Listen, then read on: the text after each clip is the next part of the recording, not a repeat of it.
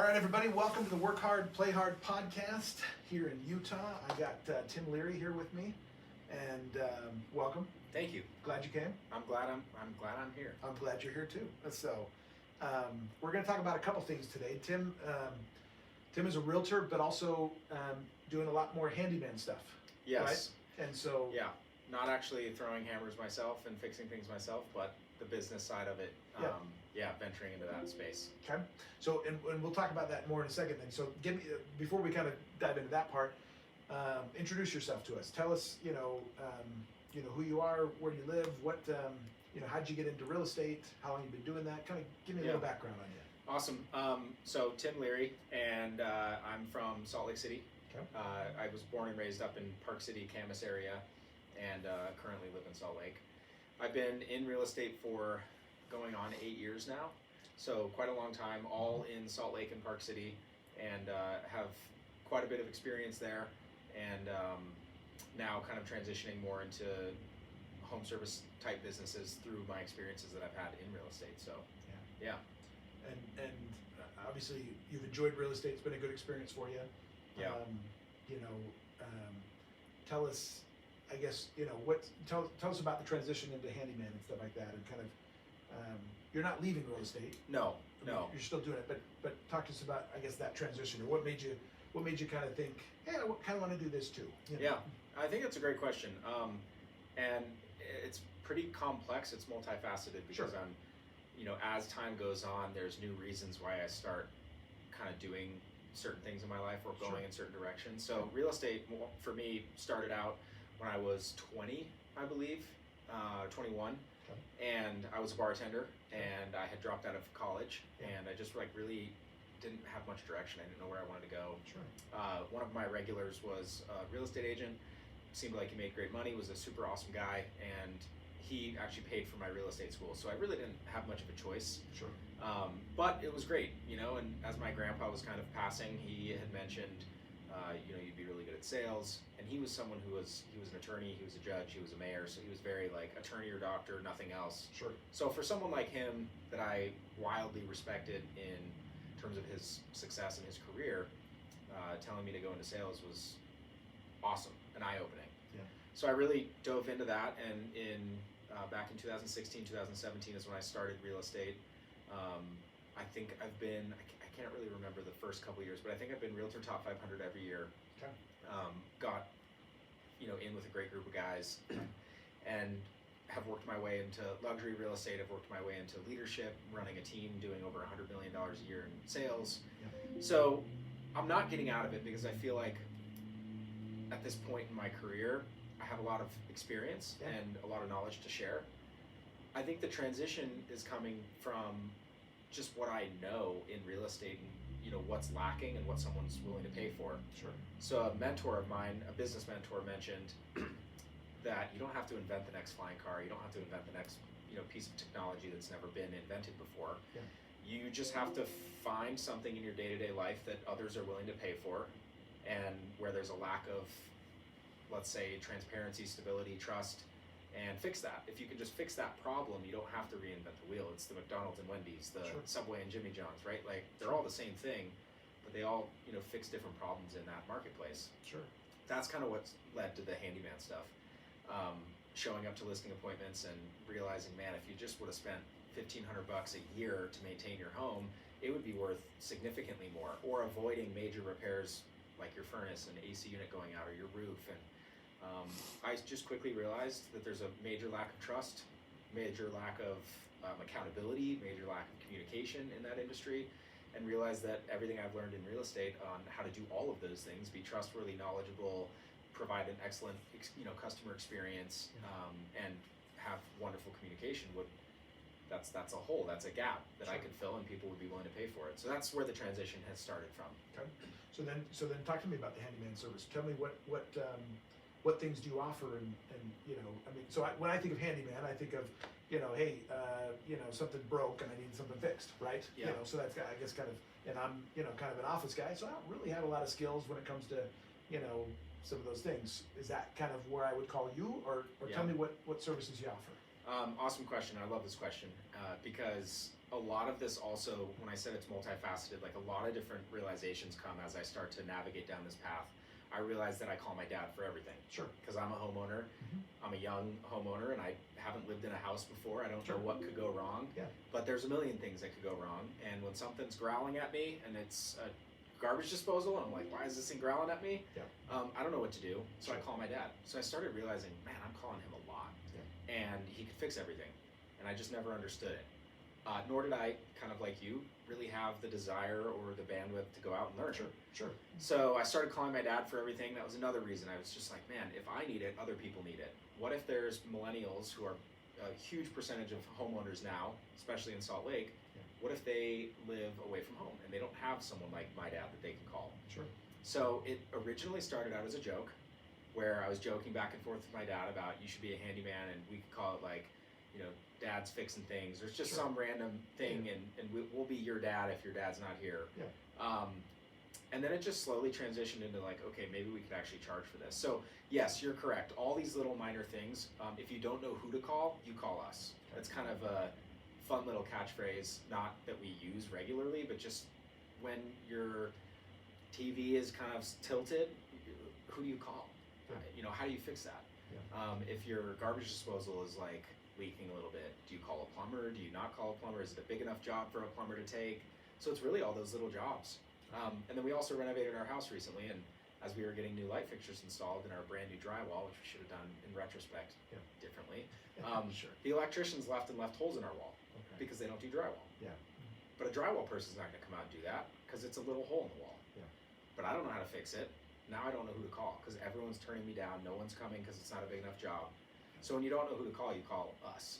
Okay. And our slogan is call for a quick fix. So it's truly something small that you either don't want to do, you probably could figure it out, but you're just going to call and pay someone to do it for convenience. Okay. I think what sets us apart is that we are rolling out a subscription-based handyman service. Okay. That's where the whole business side to me comes into play, and having a trustworthy partner comes into play. Similar to real estate or mortgages, you want to build a referral base. And if these people don't have a tangible something to hold on to regularly, they'll just forget about you. I can't tell you how many times clients have bought and sold houses without me because they couldn't find my phone number, or I wasn't staying in contact with them enough, right? Top of mind when the time comes. So the subscription model kind of allows people to have someone constantly and know that they have someone because they're in our mailing lists, they're paying us every month. So we're going to be there for them. Sure. And that separates us because no one else is really doing that right now. Yeah. And it was the business side of me talks about the enterprise value of a business and what I would want to sell it for one day, and subscriptions sell for a lot more. It's that recurring revenue. So yeah, that's kind of what separates us, and what we're rolling out probably the next 2 months, where we'll come to your house quarterly and we'll take care of things without you scheduling it. But then in between, if something comes up, if something breaks, you know who to call. You have someone who's trustworthy. So talk to me about what, I mean, and I know you're still rolling this out, so I'm sure there's some things to change maybe, but you know, you come out quarterly. What do I get quarterly with that? Like, what things are you checking on and stuff like that, I guess? Good question. So there's a la carte options that, you know, everybody wants something different. Everybody might be able to change their furnace filter, but they might not be able to clean out their refrigerator coils or, you know, release the sediment out of their water heater. So those types of services are included. Changing out light bulbs, batteries in your smoke detectors. A lot of people have really tall ceilings and they just like don't have the ladder to do it. Sure. They don't want to spend $300 on a ladder. They'd rather spend $150 for someone to come out and do it. Sure.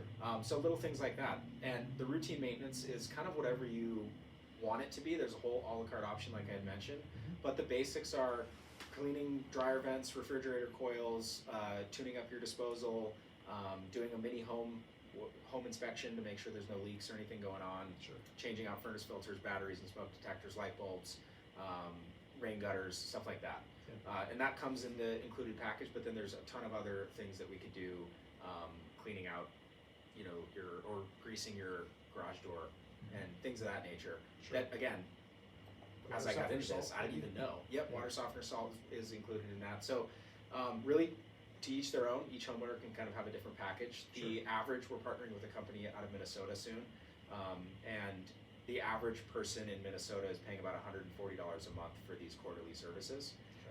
And then they'll, in turn, get a discounted handyman rate.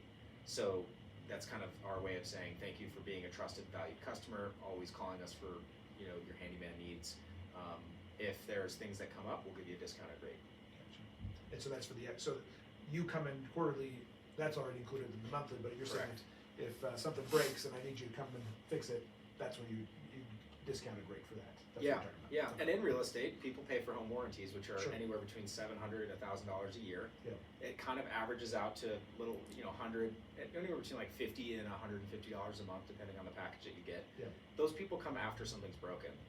Our whole idea with the routine maintenance is preventative maintenance, truly. Sure. How can we avoid those major costs, right?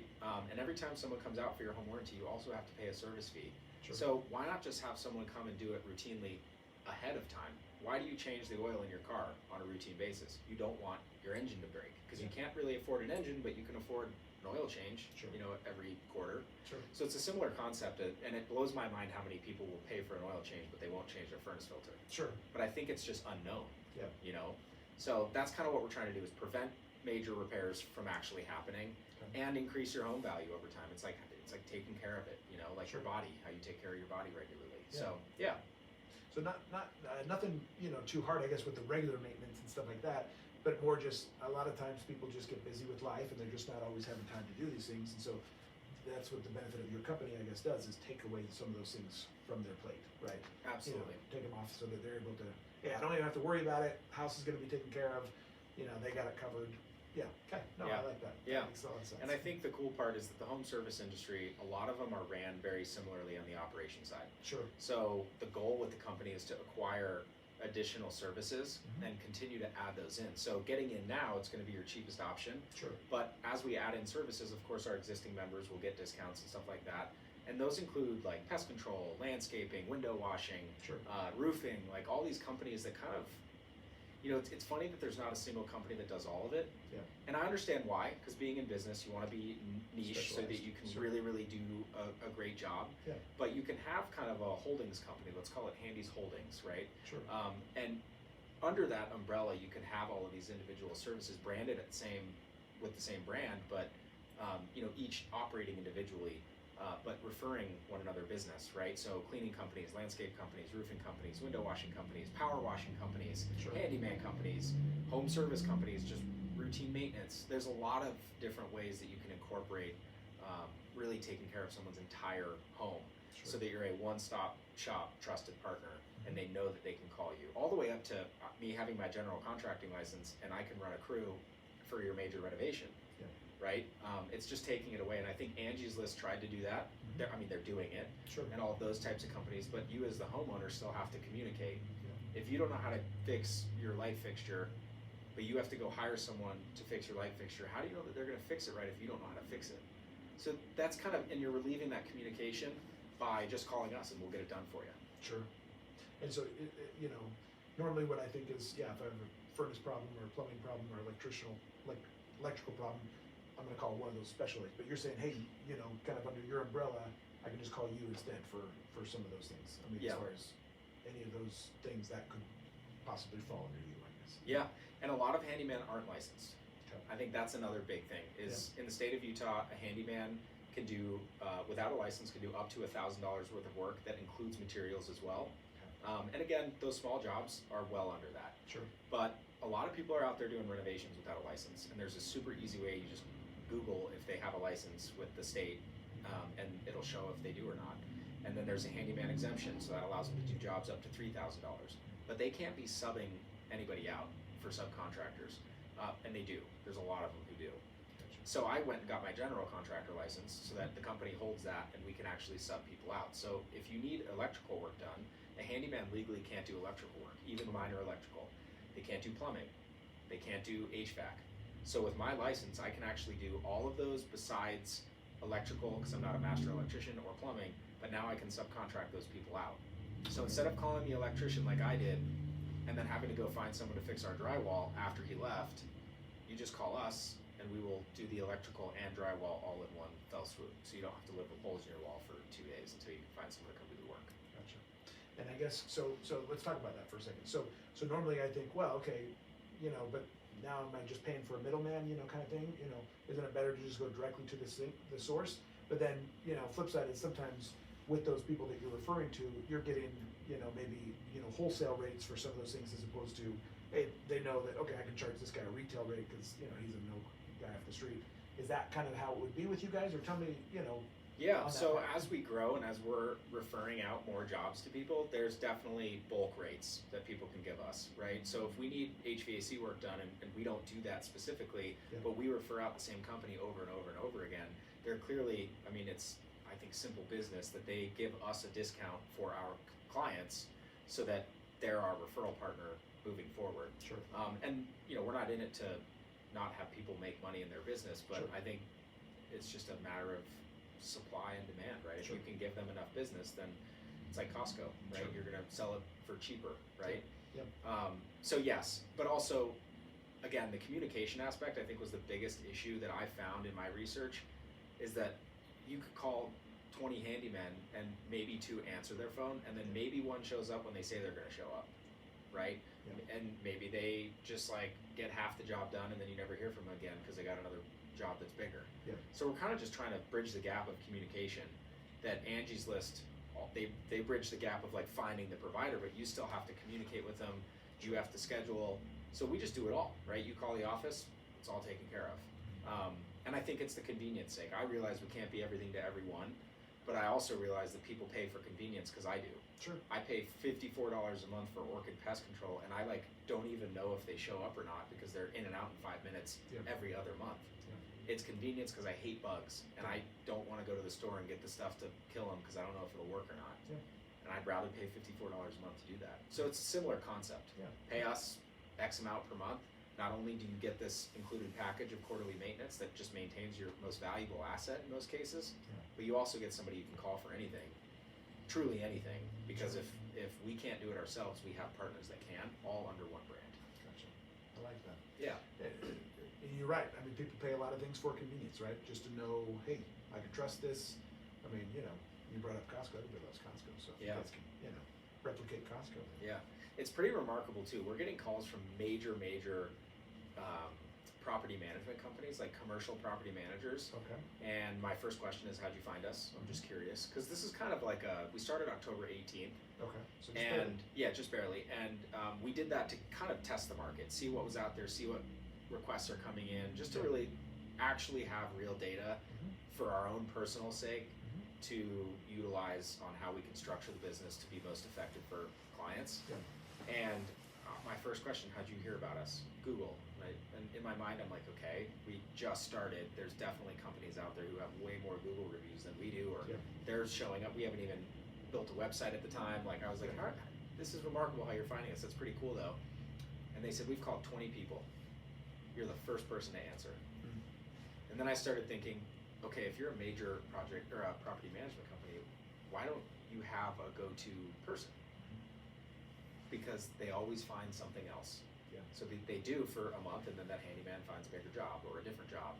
So we're trying to just alleviate that by actually having a major company and be a major player in the game, so that we never have to go for the next big fish. We can always remain steady and trustworthy.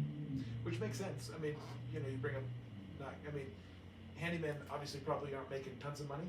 The individual and stuff like that, right? And so a lot of times it's a job they do in between jobs, maybe, or I don't know, stuff like that. So I guess the benefit of you is, hey, it's the company, we're doing this, and and then we're finding the employees, and maybe that's a little bit harder for you because you're going to have turnover, maybe not. I don't know, but that makes sense. So no question, they're just kind of processing it. It's been fun. It's been a very enjoyable process. My dad, I'm working with my dad, so he's our technician right now. Okay. So that's been a fun experience for me, and father-son duo. People love family-owned businesses, so we had to lean into that a little. Well, okay. So, anything else from the handyman part that you want to touch on? Anything we didn't cover on that aspect of your career? Not necessarily. No, I think that's going to be a big part of what I'm focusing on moving forward. But in regard to real estate, it's something I'll always do. I just have so much experience with it and I have my own take on it that I think is I'll say controversial to the average agent out there. But I also think that's a big reason why I'm not run into the bottom with a lot of other people. Sure. I'm okay moving on if Sure. need be, if that makes sense. So Sure. yeah, I'm always going to be in it, and I love real estate. Like, Yep. I think everyone should have their license. I think everyone should know how to buy and sell real estate, Yeah. how to make money in it. Yep. So it's still a very exciting part of my day. So speak to the controversial part. What's controversial, or what do you, as far as your view, I guess, on that? That's a great question. It's a lot. Okay. I think I've just been in the industry long enough to see that it's very archaic. It's just old, Okay. and it doesn't seem like anyone cares much to change it. Although there's change happening. You're talking about like commission structures and how people Yeah, like advertise how- properties, and I don't even necessarily think that. I think like how real estate agents can grow and scale their business, or how real estate agents can. Okay, here's a good example. I've been a Zillow partner for essentially my whole career, where you pay money for a zip code, and in turn Zillow connects you with whoever's looking in that area. Sure. So if someone goes on Zillow and they click a button, it comes to you. Okay. But the consumer doesn't know who they're being connected with. So all they have to go off of is what you tell them on the first time you meet them. Yeah. And I just think that, I understand why we're untrustworthy. Sure. And I think that's the hardest part about me wanting to like really, really lean into real estate and make it my forever career, is that it's hard to know that the consumers are working with someone who doesn't own a home themselves. Sure. Maybe has never even gone through that process emotionally. They can't talk to that. They do. They can't though. Sure. It's like those experiences that I think make you so much better at what you do that a lot of agents don't have. And the barrier to entry is one thing for me, again, that I just think should be way different than it is. Okay. And I think that coincides with the whole money issue, right? Sure. People saying that they're overpaying. Yeah, for a lot of agents are overpaid. Yeah. But I don't think 3% is unrealistic for a good agent. I think Sure. that's in some cases, you should get paid more. Sure. But it's just that not all agents should be getting that. Yeah, of thing. yeah, They're absolutely. not all agents are created equal, kind of thing. Absolutely. Sure. And so, my fiance is in the mortgage industry as well, and so it's a race to the bottom for rates, Sure. or for pricing, or for how do you expect to work with the best of the best when there's people out there who are like 1%? Sure, I'll do it for that. I don't really care. Sure. And the market's kind of saying like you could probably sell your house still. Yeah. Yeah. So that it's my thought is that I wish consumers actually understood the importance of working with someone who has not only experienced the process of buying and selling real estate, but has been in it for a while, Sure. is super knowledgeable. But the way real estate is transacted these days, it seems as though it's, I want to go and see this house, therefore I need to talk to an agent to get me in that house, and then I'll just use that agent to buy the house. Sure. Versus, like, you don't just show up to the gym, meet with a personal trainer, and walk out with a six-pack. Right? There's like a whole process that comes with it, and I just don't think that clients are really leaning into what an agent can actually do for you, because it's too late by the time they actually connect with an agent. Sure. So it's just hard. It's hard, and the way that I'm doing my business now is, if you want to work with someone who wants to be a consultant and advise you, and is trustworthy and has experience and has bought and sold multiple properties myself, that's who I'm trying to help. I'm not trying to race to the bottom. I'm not trying to cut my commissions just because. I'm not trying to just to get another deal. Sure. I think that there's a lot of value in what I have to offer and what other, agents have to offer as well. But I just don't think it's fair to the consumer. But no one's like teaching the consumer why, so they're just doing it. And it's like, I'm a small fish in a huge sea. So Sure. why try and fight that battle? Sure. Gotcha. Well, any predictions on this year as far as real estate goes, and kind of what you're seeing in the market and stuff like that? I guess with buyers and sellers and that kind of stuff. If the property's priced well, if it shows really well, if it's staged, if you do all the things that real estate agents are supposed to do for their commission, houses are selling with multiple offers. In fact, I just put an offer in on a house myself that we were gonna renovate and sell, and it got 4 offers, and it was above $1 million. Wow. So Sure. the market is clearly still there. Buyers are still there. Yeah. People are transacting left and right. But this is where, if you're not working with a solid agent, or if you're trying to just save money, your house could sit a little bit, and I think that's to be expected. The market still is having houses that seem good, but they're just priced inaccurately, or they don't show really well, or there's no marketing efforts behind it, and those are selling for significantly less than what they're listed for, because they're just sitting on the market. Makes sense. I think as rates go down, usually when election time comes, rates go down. Sure. Everyone's trying to get elected. So I think as rates come down, people are going to buy. Maybe another controversial statement. Every real estate agent says the same thing on Instagram. Yep. Without any context behind it.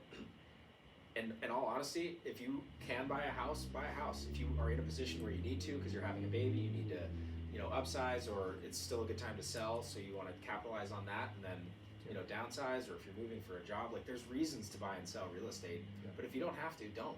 Sure. And I think that's the whole, it's turned into like a sales industry. Like the sharks are out trying to get you to uproot your life and move when, like, I'm not selling you a $150 pair of shoes or a new pen or a service. Big change, right? Yeah. And I think a lot of agents are like, there's an agent out of St. George, and I'm gonna shout him out. He's a good dude. His name's Jeff Watkins. Okay. When the year ended, Mm-hmm. everybody was posting about how much volume they did, how many houses they sold. It's like how much money they made, right? Sure. Jeff made a post that said, he basically copied the template. How many homes did you sell? What was your volume? I think a couple other things. And I said, how many houses did you sell? It says, doesn't matter. What was your volume? Also doesn't matter. And it said, like, why are you, what are your plans and goals for 2024? To help more families than I helped last year capitalize on what an incredible investment buying and selling real estate is. And I was like, that guy is awesome. Because that's what it's about. Sure. But it's turned into people feeling maybe insecure and having to, and I'm like, I might get attacked, but that's okay. I have a lot of real estate friends, but it's like, let me just show you and shove in your face how many transactions I've done in hopes that makes you think I'm the right person for you. Sure. So I think adding a lot of value and not, like, I don't have to say how many houses I sold. I actually don't even know what my volume was last year. Sure. I did well. Yeah. But mainly, like, people bought and sold real estate because they trusted me, and I was a good consultant for them, and I took my time and made sure that they were getting the right deal for them and their family and their situation.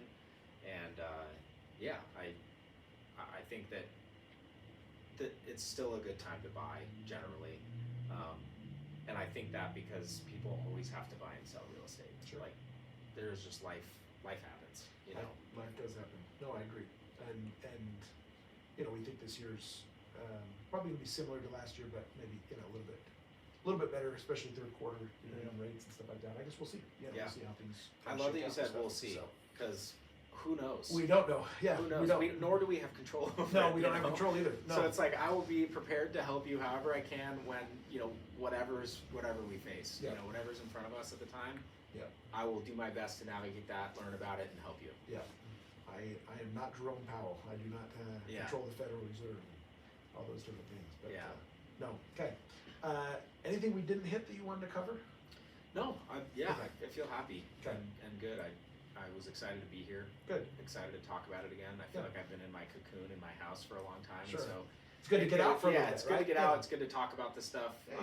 I'm so used to talking about it on a regular basis. And Sure. so sometimes when you don't, you kind of just, it's good to get back into it. Yeah. Yeah. Good. So. Well, hey, I'm excited for your.